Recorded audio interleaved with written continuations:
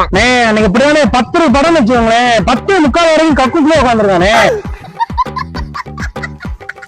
ஒன்னு நம்பி படத்துக்கு போகணும்னு வச்சுக்கோங்க, இன்டர்வியூ தான் பார்க்க முடியுது.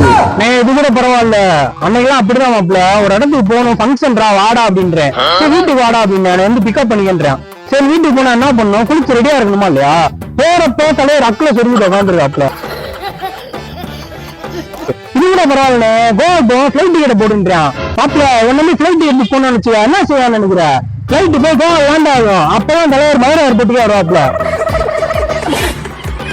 அவ அப்படிப்பட்ட ஆளு கிடையாதுடா. சும்மா நீங்க தான் வச்சுக்கணும். அவன்லாம் ஏன்டா அப்படிலாம் பண்ணது கிடையாது. மாப்பிள்ள இன்னைக்கு அவனை பத்தி தெரியல மாப்பிள்ள. அதெல்லாம் கூப்பிட்டாலே டேட்டுக்கு வர மாட்டான், அவனா வரப்போறான். மாப்பிள்ள பஞ்சாயத்துல புரிச்சுடா.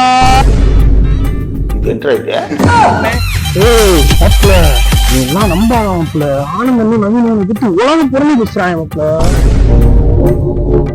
என்னதுடா ஆனந்த் என்னடா அப்படின்றாரு, நவீனடா இப்படின்றான்.